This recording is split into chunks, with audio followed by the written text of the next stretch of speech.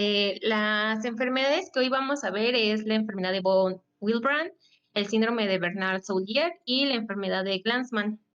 Estas están clasificadas como alteraciones cualitativas. Para empezar, les diré que en la membrana plaquetaria va a haber glicoproteínas que van a tener funciones de adhesión a las plaquetas y para la agregación plaquetaria y también pues la interacción de las plaquetas con otras células. Las principales van a ser la glucoproteína 1A, 2A, que esta va a interactuar con el colágeno para dar una adherencia plaquetaria. La otra que vamos a tener es la glucoproteína 1B. Esta, su objetivo de unión va a ser el factor de von Willebrand y también va a participar en la adherencia plaquetaria. Otra glucoproteína es la 2B3A, que esta, su objetivo de unión o se va a unir con el fibrinógeno y también va a participar para la agregación plaquetaria. Y también tenemos a la 3B, esta se va a unir con el colágeno y esta va a participar tanto en la activación plaquetaria como en la adherencia plaquetaria. Y en la presentación pues les puse como varios esquemas de las glicoproteínas que van a estar en la membrana de la placa. Entonces, cuando va a haber un defecto de estas glucoproteínas o alteraciones, van a desencadenar algunas enfermedades, como en el caso de las que vamos a ver, que es en el síndrome de Bernard-Soulier y la enfermedad de von Willebrand, que este es un trastorno de agregación y en un defecto de la agregación también por una alteración de las glicoproteínas está la trombonastemia de Glassman. Ay, si se escucha mucho ruido, perdón. Bueno, empezando con la enfermedad de von Willebrand, esta es la enfermedad más frecuente de hemorragia hereditaria por un trastorno de la proteína transportadora del factor 7. Esta es una deficiencia autosómica y pues se debe pues a la deficiencia del factor 7. ¿Se escucha mucho ruido? No, Dani. ¿No? Ah, es que están abriendo los locales de Openix. Y bueno, esta puede ser adquirida o también se puede estar asociada a diferentes patologías. Y para recordar el factor de von Willebrand va a intervenir en la adhesión plaquetaria al subendotelio y también mantener a los niveles del factor 7 circulante, que este va a actuar como una molécula transportadora. Vamos a tener diferentes clasificaciones de la enfermedad, pero no vamos a ahondar mucho en esto, en las clasificaciones, solamente con que sepamos que hay diferentes subtipos y pues la más frecuente es la tipo 1, que es una reducción parcial de los niveles circulantes del factor de von Willebrand. Las manifestaciones clínicas, las más importantes pues van a ser hemorragias en mucosas, que se pueden ver como epistaxis, gingivorragias y metrorragias, que son alteraciones en la menstruación, en el caso de las mujeres. En el caso, también mencionaba que puede haber hemorragias musculares y articulares, pero esta se va a dar más en la enfermedad tipo 3 y pues esto ya nos quiere decir que es una manifestación pues más grave de la enfermedad. Y por lo tanto, en la enfermedad de tipo 1 o en el subtipo 1, el sangrado es generalmente de leve a moderado y ya pues en los demás tipos va a ser un poco más grave. Y vamos a sospechar en un paciente en caso de que tengan predisposición a hemorragias localizadas, como les dije, como que en las mucosas es la más importante, y que tengan historial familiar de que son muy, tienden a sufrir de hemorragias. En la guía de práctica clínica, en los métodos de estudio, mencionan que hay como dos fases, la primera y la segunda fase. En la primera fase, los métodos de estudio que se van a pedir es la biometría hemática, el tiempo de hemorragia, el tiempo de trombina, el tiempo de protrombina y el tiempo de tromboplastina parcial activada, que es el TTPA. Y ahí mismo mencionaba que el tiempo de hemorragia no es una prueba específica y las variables pueden afectar los resultados y estos pueden estar alterados si, no sé, se le tomaron al paciente y en el caso de los niños estaba llorando, o se puede ver alterado si hay si estaba como estresado el paciente y todo eso, o sea, no es como tan específica o se va a ver alterada más fácilmente. Otro método que mencionaba la bibliografía era el PFA 100, que este es el analizador de la función plaquetaria y se ha considerado como la prueba inicial para el estudio de la enfermedad de Willebrand, pero sin embargo la sensibilidad y la especificidad para el diagnóstico de la enfermedad no proporcionan los datos suficientes como para emplearla como una prueba de escrutinio para la enfermedad. Y pues esta prueba, la PFA 100, va a permitir una evaluación rápida en la sangre de la actividad plaquetaria del factor de Willebrand y va a valorar automáticamente la adhesión y la agregación plaquetaria. Y pues otras muestras es la agregación plaquetaria, mencionaba en la bibliografía, que aquí puede estar normal si es inducida por la ADP, el colágeno y epinefrina, y la aglutinación plaquetaria con la ristocetina está alterada.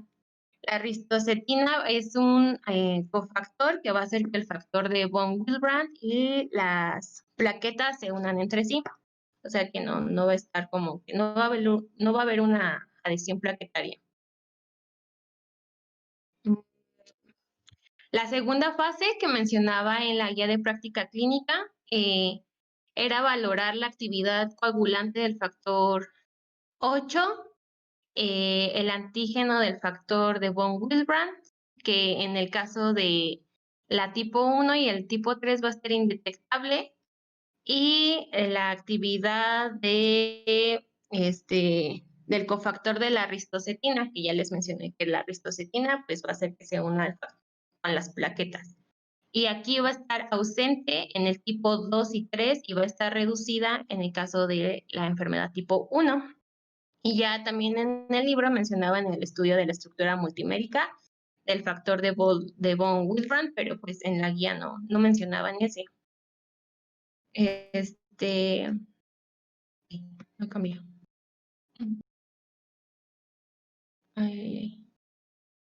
Bueno, en el tratamiento vamos a tener como 3 esquemas o tres opciones, que uno es los antifibrinolíticos en altas dosis, como en el caso del ácido tranexámico, que se va a dar una dosis de 20 miligramos por kilogramo cada 8 horas. Este puede ser de vía oral, intravenosa o tópico. Este va a ser útil para hemorragias en mucosas y no se recomienda en casos de pacientes con hematuria, pues este medicamento vía oral va a ser uno de sus efectos adversos, la hematuria. Otro medicamento es la desmopresina, o también lo vamos a encontrar como DDAVP. Su mecanismo de acción va a ser que libera el factor de von Willebrand de los depósitos endoteliales, y así va a producir un aumento de este factor y del factor 8. Aquí la dosis inicial va a ser de 0.3 microgramos por kilogramo y se va a dar por vía intravenosa y se va a repetir la dosis a las 12 horas. Otra presentación que podemos encontrar de este medicamento es vía intranasal. La dosis que vamos a dar es de 300 miligramos en adultos y de 150 para los niños. Y este medicamento es muy útil en el caso del tipo 1 y pues se decía que en el caso del subtipo 2 y 3 pues no va a tener como gran efecto. Y un efecto un efecto adverso en la tipo 2 y en la pseudo enfermedad de von Willebrand es que puede inducir trombocitopenia. Otro fármaco que podemos considerar son los tratamientos sustitutivos. Se va a dar con concentrados purificados del factor 8 y del factor de von Willebrand inactivados. Esto ya va a depender de la dosis, depende del grado de la hemorragia que tenga el. Y en el caso de la enfermedad de tipo 3, esta no se recomienda tanto, ya que este tratamiento sustitutivo o este concentrado puede desencadenar reacciones anafilácticas graves. Y pues bueno, ¿cuándo vamos a sospechar que un paciente puede tener la enfermedad?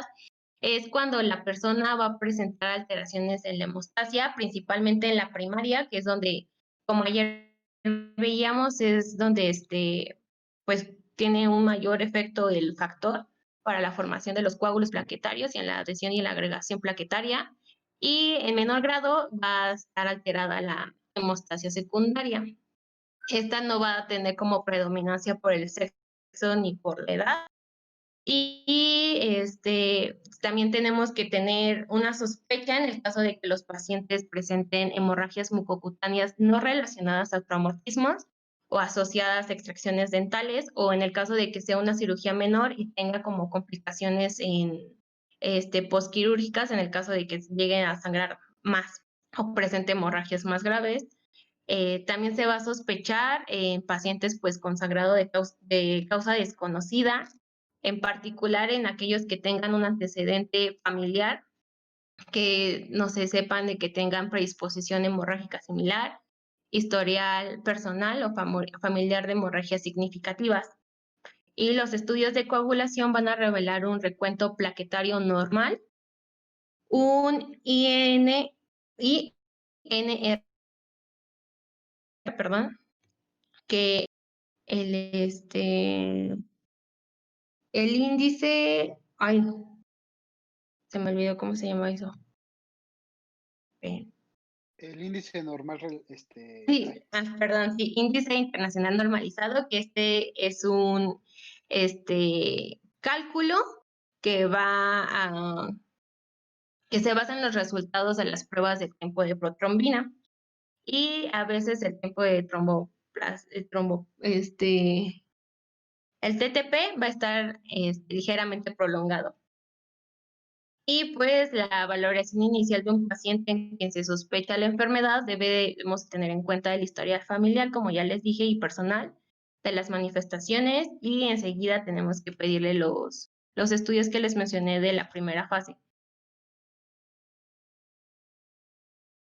El otro síndrome es el síndrome de Bernard-Soulier, que esta es una enfermedad autosómica recesiva causada por alteraciones en algunos de los 4 genes que van a codificar las cadenas de la glucoproteína 1B alfa y de la beta y de la glucoproteína 9. Por lo tanto, esto nos va a desencadenar o va a haber una ausencia del complejo de la glucoproteína 1B, 9 y 5. Entonces, este complejo va a participar en lo que es en la adhesión y en la adhesión de las plaquetas. Por lo tanto, va a haber una reducción en la adhesión de las plaquetas al subendotelio de la pared del vaso y va a disminuir la sensibilidad de las plaquetas a la ristocetina. Como les mencionaba, pues entonces no va a haber una unión, una adhesión plaquetaria. En el cuadro clínico, como que lo característico de este síndrome es de que va a presentar plaquetas de gran tamaño. Aquí va a haber una trombocitopenia y el tiempo de hemorragia y el PFA 100 van a estar prolongados y va a haber una hipoagregación plaquetaria en presencia de la ristocetina, por lo mismo de que no va a estar como el complejo. Y en el cuadro clínico va a ser parecido al anterior, de que va a haber hemorragias mucocutáneas graves y suele existir consanguinidad familiar, por lo mismo de que es un, una enfermedad autosómica recesiva. Las plaquetas en el síndrome de Bernard-Soulier van a tener respuestas de agregación normales al ADP, a la adrenalina, al colágeno y al ácido araquidónico. En este síndrome tampoco va a haber una respuesta a la ristocetina por la carencia de los complejos, y les dije que era la glucoproteína 1B10, 5, y a la incapacidad de unirse a las plaquetas al factor de von Willebrand por la ristocetina. En el tratamiento, en la bibliografía mencionaba la transfusión de plaquetas. Sin embargo, este tratamiento decía que tenía como un uso juicioso, ya que puede desencadenar la aparición de isoanticuerpos con especificidad por la glucoproteína 1B. El otro esquema que maneja son los antifibrinolíticos, los corticoides, la vasopresina o desmopresina y el factor 7 activado recombinante, con otras posibles alternativas terapéuticas.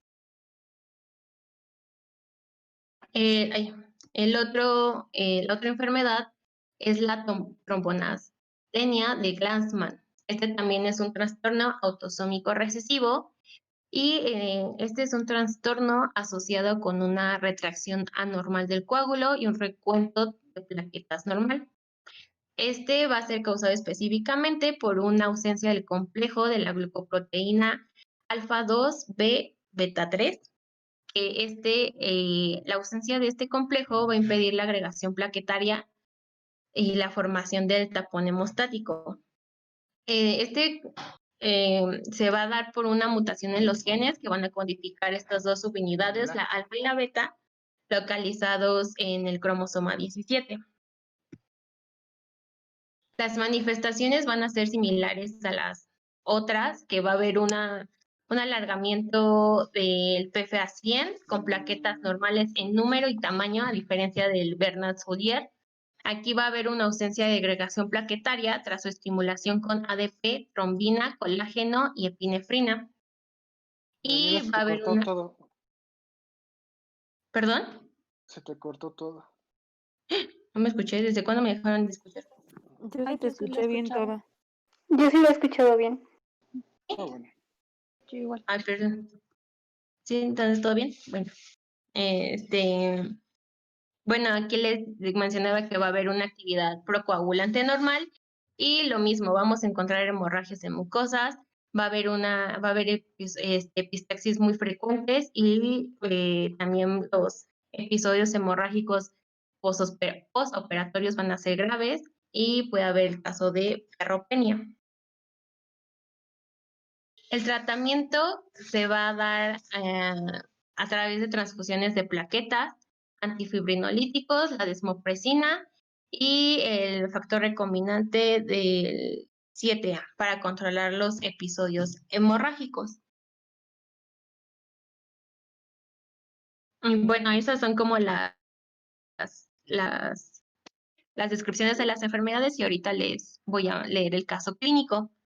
Tenemos que antecedentes. Niño de 3 años ingresa al servicio de urgencia con gingivorragia abundante como consecuencia de una caída con traumatismo en la boca y rotura del frenillo del labio superior. Se le realiza sutura del frenillo para detener la hemorragia, enviándolo a su casa. Horas más tarde reaparece el sangramiento, por lo que debe volver al servicio de urgencias. Desde que el niño comenzó a dar sus primeros pasos, ha presentado hematomas frente a traumatismos leves y epitaxis a repetición. Desde los 2 años, no ha presentado cuadros purpúricos. En la familia, especialmente en el padre, la abuela y tía por línea paterna, se registran antecedentes hemorraguíparos. En el examen físico, va a presentar palidez de piel y mucosas, la herida sangrante en el frenillo del labio superior en la que se han aplicado 3 puntos de sutura y algunos hematomas menores en las extremidades inferiores. Los estudios de laboratorio que se le van a pedir es el hemograma, el hematocrito está al 31%, la hemoglobina al 9.5 gramos sobre decilitro, los glóbulos rojos están en 4.100.000 microlitros, el CHCM en el 30.6%, el volumen corpuscular medio en 75.6%, leucocitos 12.900, plaquetas 307.000. Los glóbulos rojos van a presentar anisocitosis leve, microcitosis leve y hipocromía leve a moderada. Los leucocitos y las plaquetas van a estar normales. En el tiempo de sangría, va a reportar de 22 minutos, lo cual es muy elevado, siendo que el valor normal es de 4 a 9 minutos. El TP, que es el tiempo de protrombina, va a ser de 12 segundos, que está como dentro del parámetro, porque el valor normal es de 11 a 13 segundos. El TTPA va a estar un poco alargado, que es de 50 segundos, siendo que lo normal es de 30 a 40. El TT, que es el tiempo de TT, ay, aquí no sé cómo lo bloqueé. Es de 17 segundos. Y el factor 9 va a ser del 130%, siendo que el valor normal es mayor al 35%. El factor del complejo 8 es del 23%, siendo que el normal es mayor del 27%, entonces va a estar un poco bajo. Y el antígeno del factor de von Willebrand está en 25%, siendo que el valor normal tiene que ser arriba del 52%, entonces va a estar bajo. Y el cofactor de la ristocetina está en 22%, que también va a estar bajo, siendo que el valor normal es arriba del 42%. Entonces, dado como los valores que nos dio de que el antígeno y el cofactor de ristocetina está bajo y el número de plaquetas está normal, pues se diagnosticó una enfermedad de von Willebrand tipo 1. En el tratamiento en general, dependiendo del tipo de la enfermedad, a los pacientes se les indica la vasopresina o crioprecipitado. En este caso, al niño se le va a administrar una unidad de crioprecipitado por 10 kilogramos de peso cada 12 horas, de manera para subir el nivel de el factor de von Willebrand entre el 40 y 50%. Y se le recomendó a los padres que antes de ser intervenido quirúrgicamente, el niño, o en caso de sufrir algún traumatismo que le provoque sangramiento, deberán informar al médico tratante que el paciente es portador de la enfermedad, mostrándole la credencial que lo identifica como tal. Esto para prevenir pues futuras hemorragias postraumáticas o ante una cirugía leve o más grave que pudiera llegar a complicar el estado del paciente. Y ya, eso es todo del caso. Ok. ¿Alguna duda en este tema? Pues, Este tema es muy importante porque es de las principales. ¿Mande? yo quisiera más bien retomar bien los métodos de estudio, porque son varios y como Ujú. la compañera lo mencionó, no todos son tan específicos. Entonces, ¿cuál sería el abordaje respecto a los tratamientos, respecto a los estudios adecuado que deberíamos de hacer? De primera instancia, cuando les llegue un paciente con... Lo más frecuente en este tipo de enfermedades son que llegan por epistaxis de repetición, que pueden ser como ocasionales o muy seguidas, una vez a la semana, 2 veces a la semana. O que llegan con equimosis o petequias de aparición espontánea y que no tienen como relación con golpes previos o que de pronto se pegó tantito en la esquina de la mesa y se le hizo una equimosis gigante, ¿no? Entonces, generalmente son los que llegan a acudir con ese tipo de sangrados mucocutáneos. O en el caso de las mujeres, a veces se presenta ya hasta que empieza la etapa de la menstruación, que los sangrados son muy abundantes. Incluso mujeres ya en edad reproductiva o ya mayores que pues siempre han tenido metrorragias y pues lo consideraban como normal y que hasta el momento en que llegan a hacerse o a requerir algún procedimiento quirúrgico, que se les hacen estudios de laboratorio, pues encuentran que el TTP estaba ligeramente prolongado y el resto de los estudios normales, ¿no? O que llegan a un procedimiento de extracción dental y que en ese momento el sangrado esperado es más de lo que debería, ¿no? Entonces, generalmente son pacientes que pueden estar como muy asintomáticos, más que esas cosas ocasionales, y pues a veces pasan como de largo. Entonces, en todo paciente que tiene alguna de estas características, sangrados muy abundantes en el caso de las mujeres en edad reproductiva, equimosis de aparición espontánea sin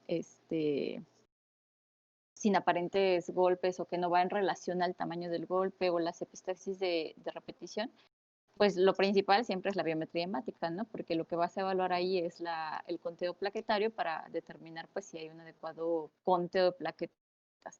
Entonces, si tu biometría hemática está normal y las plaquetas están en conteos normales, pero pues tienes los antecedentes o los datos clínicos de sangrado, pues los tiempos de coagulación. Y generalmente ahí es donde puedes llegar a tener la prolongación del TTPA.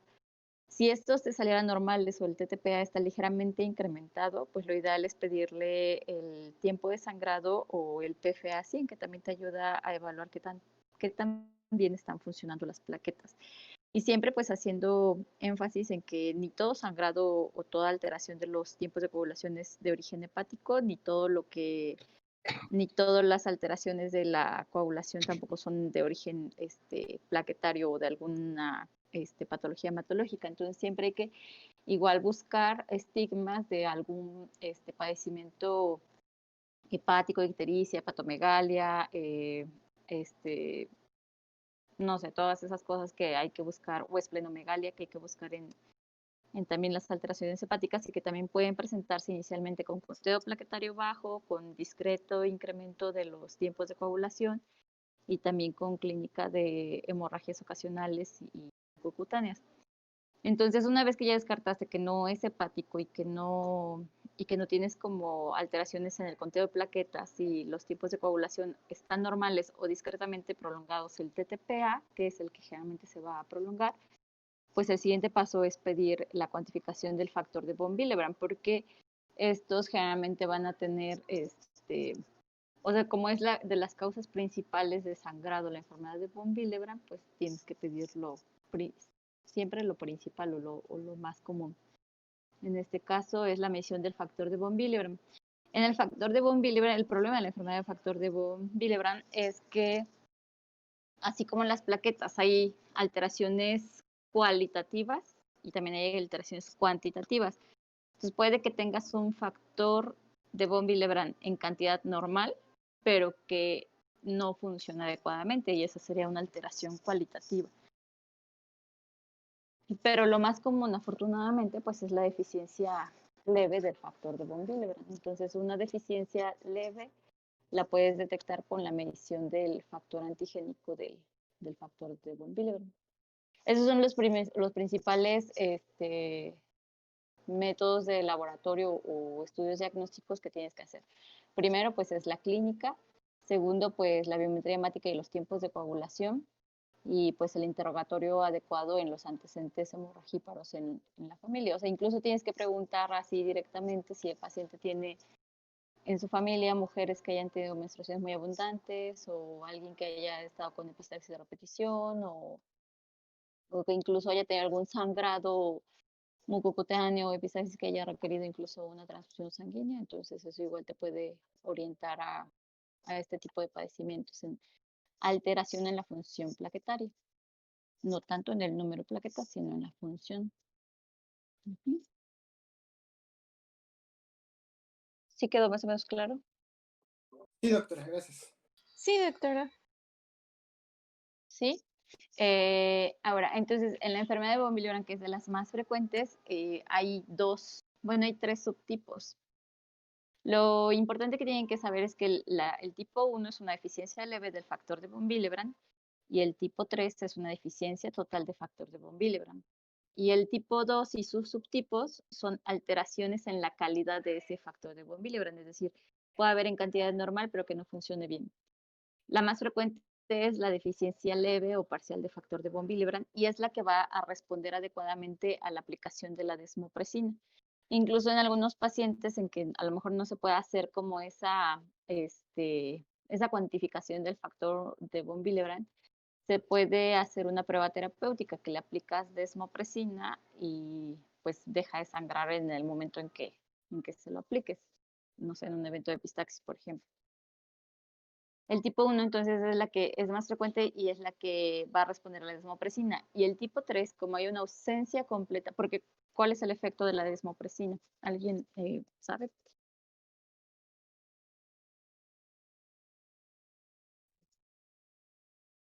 Es vasoconstrictor, ¿no?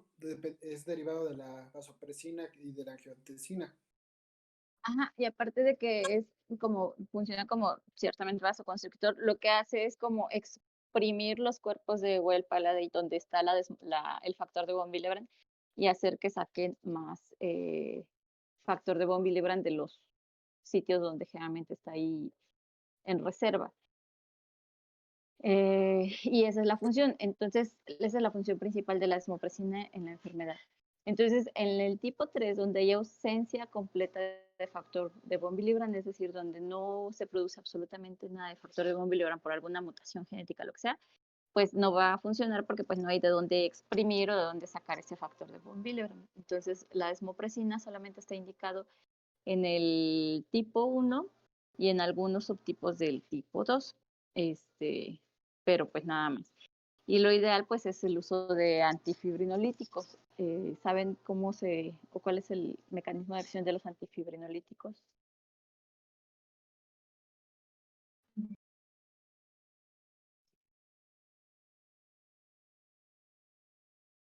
¿Alguien? Yo no, doctora. Bueno, o sea, ayer ya ve que comentaba su compañera en la parte final de todo lo que es el mecanismo de la hemostasia. Decía que al final pues se tiene que remodelar el coágulo, ¿no? Entonces viene la proteína C, la proteína S, la plasmina, el plasminógeno, para delimitar hasta qué punto se va a continuar la formación del coágulo.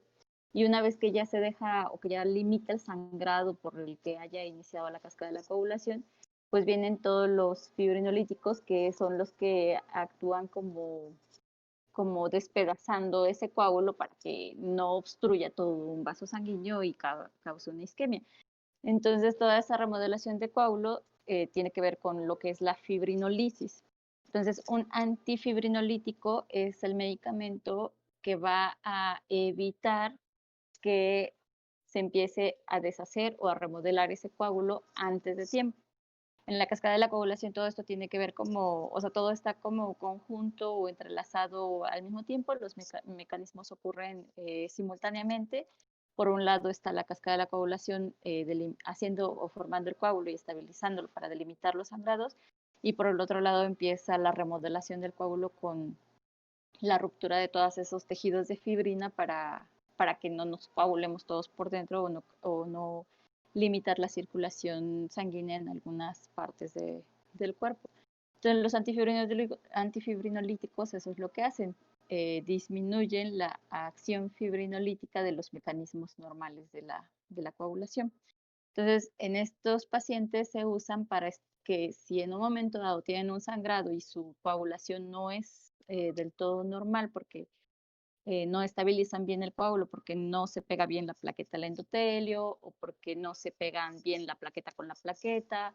Entonces, evita que los fibrinolíticos vayan y deshagan el coágulo incluso antes de que esté bien formado. ¿Sí me explico más o menos cómo funciona eso? Sí, Sí, evita que... doctora. Sí, doctora. Entonces, esos antifibrinolíticos son el ácido tranexámico, el ácido aminocaproico y si existen en vía oral o en intravenoso. Entonces, incluso en pacientes o en mujeres con enfermedad de von Willebrand y que están embarazadas y que de pronto tienen ahí como van a tener su parto y demás, donde se espera un sangrado normal de 500 mililitros, pero que en el caso de una enfermedad de von Willebrand se puede incrementar hasta 1 litro, se pueden usar los antifibrinolíticos. O en mujeres igual que tienen enfermedad de von Willebrand y que ya se descartó toda patología ginecológica y que tienen esas metrorragias que incluso las anemizan o producen una anemia ferropénica por la pérdida continua, igual se pueden usar los antifibrinolíticos en los periodos de su menstruación para que eso ayude a disminuir un poco el sangrado. O pacientes igual con este tipo de enfermedades que van a ser sometidos a cirugías pequeñas o extracciones dentales, igual se les dan los antifibrinolíticos durante el periodo en que en que van a ser sometidos al procedimiento y las primeras 24 horas para que no continúen con el sangrado profuso, ¿vale? Este, pero sí es muy común que, o sea, sean pacientes que andan por la vida como si nada y que hasta el momento en que se exponen a una situación de mayor sangrado, como un evento quirúrgico, con una extracción dental, o las mujeres hasta que llegan a la edad reproductiva y empiezan con su menstruación, pues uno se da cuenta.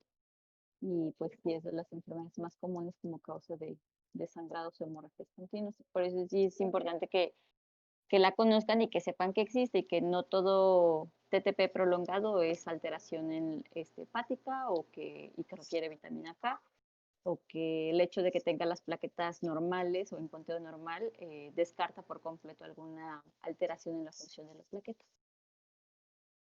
¿Vale?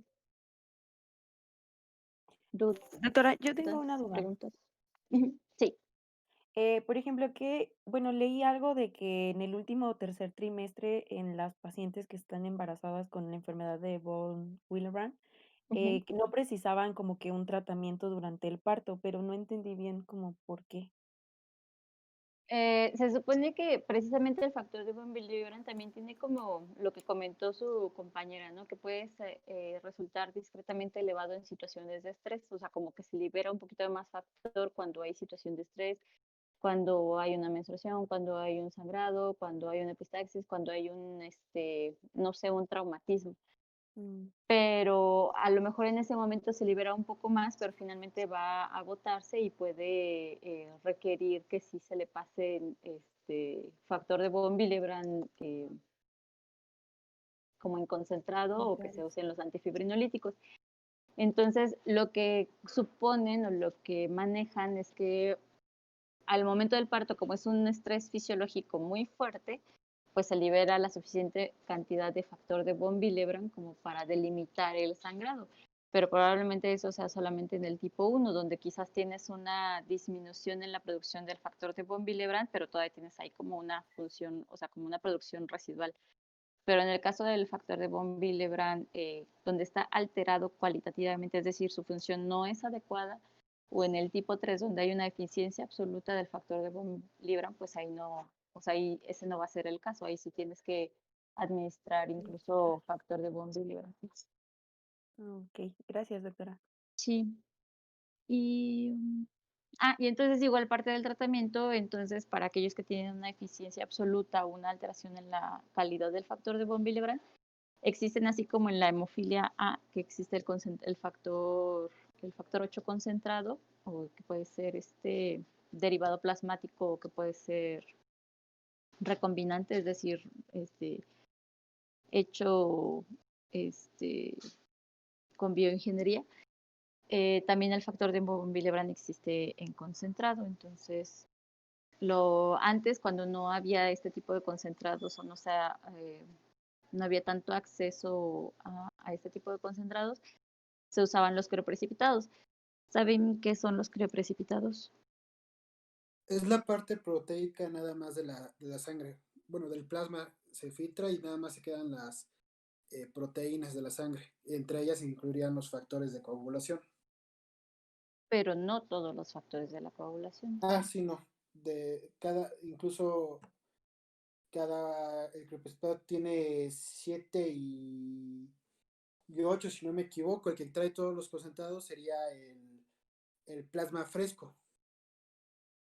El crioprecipitado lo que tiene es fibrinógeno, el factor de von Willebrand, el factor 13 y el factor 8, nada más. Entonces, los crioprecipitados eran lo que se usaba antes para este tipo de enfermedades cuando había hemorragias muy severas, pero cada crioprecipitado, que son como de 5 o 10 mililitros, solamente tiene como 100 miligramos, no me acuerdo exactamente, de factor de von Willebrand. Entonces, la verdad es que es muy, muy poquito y se necesitaban muchos crioprecipitados para un paciente que tenía una hemorragia con este tipo de enfermedades. Entonces, lo que hicieron ahora pues es como los concentrados del factor de von Willebrand, que siempre van junto con el factor 8, y eso es lo que se les administra ahora. Aparte que las transfusiones de sangre, plaquetas, plasma, crioprocitados o todos los hemoderivados, pues siempre tienen el riesgo de transmisión de enfermedades virales o de reacciones transfusionales.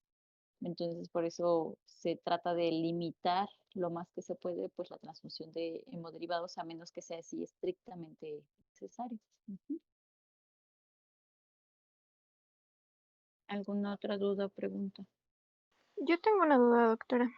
Sí. Yo desde ¿cómo será? Como los 2 años he presentado epistaxis muy recurrentes y este último año he ¿qué será? Como los primeros 5 meses del año presenté epistaxis hasta en 3 ocasiones por día. Y ¿qué más? Y también tuve un ciclo menstrual que duró 40 días el sangrado. Entonces, mucho. es demasiado. Entonces, pues me Y hizo ya una te hiciste BH, Ajá. ajá, Y no y todo tenías, salió normal. y no Las tenías plaquetas anemia. así, anemia, Ajá. no, impresionantemente no tenía anemia, que es lo que me sorprendió. Y y pues fui a mi clínica del IMSS y lo único que me recetaron fue, ¿cómo? Vitamina K. Fue lo único que me mandaron y pues dije, ay, ¿esto qué? Exactamente. Sería Eso bueno es que lo que mida la actividad del factor de von Willebrand. yo creo que tienes que hacerte unos tiempos de coagulación. Eso sí te los hicieron. Ah, sí, también me los hice. No, me los hice yo por mi cuenta y salieran muy ligeramente prolongados. ¿Pero cuál? A ver, dije, busco Deberías la voy a de buscar porque ya no me presentar tu acuerdo. caso clínico como... Sí, yo seré la paciente. Precisamente eso es lo que quiero que les quede muy claro. O sea, es muy común precisamente eso, que hay sangrados, la biometría está bien, los tiempos de coagulación a veces ni los pide y a todo le dan vitamina K. Vitamina K pensando, pues me imagino que piensan que para activar los factores de coagulación hepáticos, Ajá, pero y realmente no hierro. hacen un abordaje. Ajá, entonces eso es lo que no quiero que ustedes hagan en un futuro, porque ustedes van a ser los médicos que van a atender a mis hijos, a mis sobrinos, a mis amigos o a quien sea. Entonces, quiero que les quede bien claro que o sea, si hay clínica de sangrados, si hay clínica de hemorragias, no solamente se trata de una biometría hemática y las plaquetas normales ya, y le doy algo para que deje de molestar al paciente. No, se tiene que abordar y se tiene que buscar y se tiene que indagar. A lo mejor hay cuestiones más específicas como la enfermedad de von Willebrand tipo 2, que incluso a los hematólogos nos cuesta mucho trabajo diagnosticar, pero que sí sepan que deben de orientar su abordaje diagnóstico a buscar más causas, no nada más de, sí, le pedí la biometría hemática, plaquetas normales, vitamina K, y ya, o sea, eso pues no está bien. Entonces, y eso es lo que yo no quiero que ustedes hagan en un futuro, que anemia todo le manden hierro o que sangrados les manden hierro, porque pues no es así. Ustedes deben de ser el cambio en la medicina del mañana. Ok, entonces, pues si quieres me mandas tus laboratorios Sí, los y voy a buscar. ajá, me los mandas y ya te digo qué estudios te puedes realizar. ¿Sale? Ok, doctora, gracias. Sí, y ya después alguien que interroga a su compañera para preguntarle antecedentes personales, patológicos, hemorragíparos y todo eso, para que lo presentemos como caso clínico. Y doctora. ¿Sale? ¿Alguna otra duda o pregunta? No, doctora. ¿Seguros? Bueno, los antifibrinolíticos solo se van a dar cuando, digamos, de prevención, por ejemplo, las mujeres que se sepa que van a tener su menstruación, es el momento en el que se van a dar, o tiene que ser un tratamiento continuo, ya que se diagnostica la enfermedad. Ajá, una vez que ya tienes el diagnóstico de tu enfermedad de von Willebrand, y si la menstruación es demasiado abundante, así como esta que 40 días y que aunque no la anemice, pero pues 40 días no es normal, o que el sangrado, aunque sean menos días, pero condiciona que la paciente esté anémica, se dan los antifibrinolíticos en el día que, bueno, depende. Si es muy ¿cómo se le llama? Muy puntual en sus menstruaciones, así 28 días, pues un día antes del día que sabe que va a empezar a menstruar, debe empezar a tomarse el antifibrinolítico. Si es irregular, pues hasta el día que empiece la menstruación, en ese día empieza a tomarse su antifibrinolítico. Y la finalidad, pues, es solamente disminuir como el número de días que va a estar menstruando y que pues va a tener la pérdida sanguínea. Pero si en el caso de la menstruación, pues es específicamente para el momento en que presenta el sangrado. Y básicamente igual si te vas a exponer a unas cirugías y tienes enfermedad de von Willebrand, pues te tomas tu antifibrinolítico hasta el momento en que vas a tener ese riesgo de sangrado mayor, porque normalmente andan por la vida sin mayor problema más que a lo mejor una equimosis o cosas así. Entonces, sí, ese tipo de tratamiento es para cuando empieza el sangrado mayor y se suspende pues cuando ya dejan de sangrar y lo vuelven a reiniciar pues cuando vuelven a presentar sangrado. O sea, sí es como un tratamiento, no es profiláctico, sino más bien es un tratamiento terapéutico. En el momento en que empieza con el sangrado, se inicia el antifibrinolítico. Ok, gracias, doctora. Sí, de nada. ¿Alguien más?